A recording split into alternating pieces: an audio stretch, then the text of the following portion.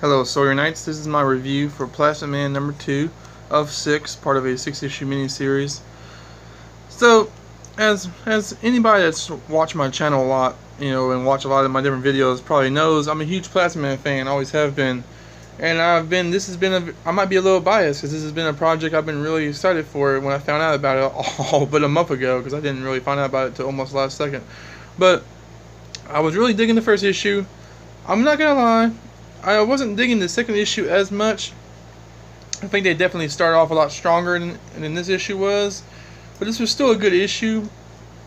I just had a few problems with it.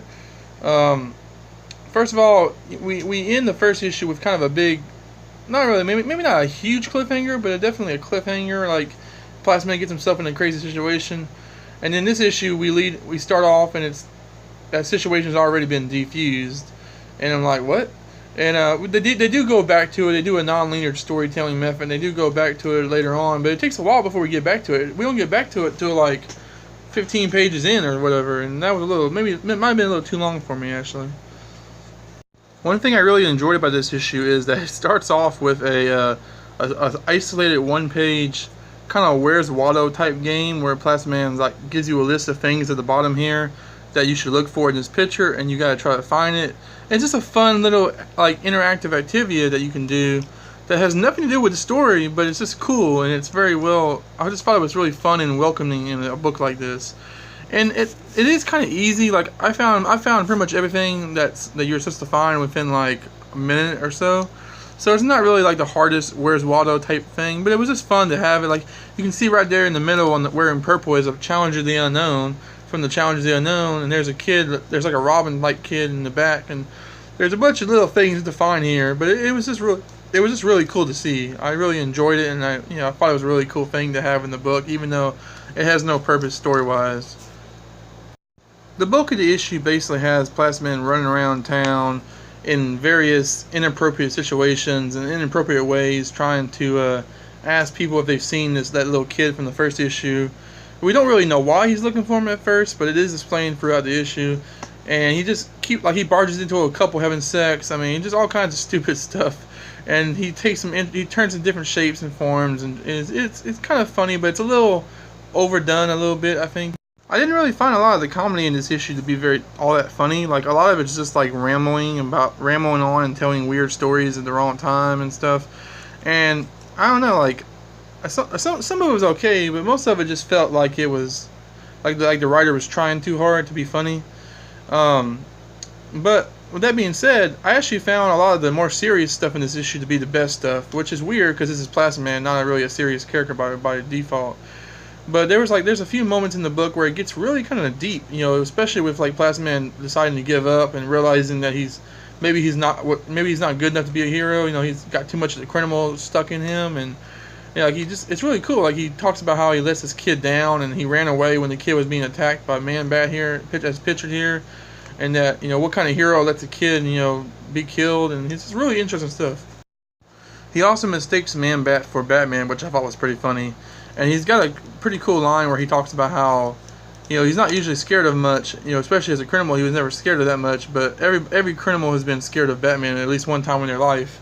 He says that he's basically like everybody from petty criminals to Lex Luthor has had a little bit of fear of the Batman. And I just thought that was kind of a cool line. It kind of connects it more to the greater DC universe. I think one thing this creative team gets very well with Plasma Man is his like visual aesthetic and his visual expressionism. Like the fact that he's always turning into different things. Like I love that. I love how they get more creative with it. Because in the past he just turns into objects and stuff, but in this series he turns into a lot of iconic characters from different franchises, and some that DC doesn't even own. Like as here in the middle, you can see that he's obviously channeling Iron Man, and then he's channeling Smaug from the Hobbit here at the top. He turns into a dragon. And he makes a joke about killing some hobbits or eating some hobbits. Then he turns into a Transformer, and he makes a joke about how Transformers weren't really the movies didn't make sense, and just stuff like that I really enjoy. I thought that's the more funnier stuff when he's using his body and his physical humor and his expressionism, not so much when he's bantering. That stuff's not as funny. And this issue really kind of digs deep into the actual story a little bit more. Like we find out Man Bat's working for this cabal with a secret organization that we still don't know anything about. One thing I thought was actually pretty dark was there's a part where the kid is being like interrogated by the cabal and they use him as bait. And the other part where the cabal is like, after you've served your purpose, we'll go ahead and dispose of you. And the kid's like, but I'm only 11. And the cabal's like, we've killed much younger. And I'm like, what? I thought that was actually really dark. Something you just don't hear all that often in comic books. And I thought it was like, damn, these guys are pretty dark, pretty messed up, killing way younger than 11-year-olds. So yeah, I thought that was really cool. Just from like a story standpoint.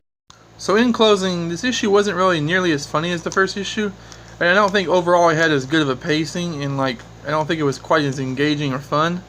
But I think the storyline itself was more fleshed out here, the overall story, and it was more narrative. It felt more like, I don't know, it just had more of like it had more of a dramatic atmosphere to it, and it went to some darker and some kind of emotional places, and some of the line delivery was really good in here. So it's kind of weird. Like, I liked it for all the reasons that you normally wouldn't associate Plasma Man with, and I actually didn't like the things that you would normally associate Plasma Man with. So that was kind of odd. So maybe not the funniest issue, but a more well-rounded story issue in my opinion. Definitely was still worth a read though. Definitely keep checking the series out.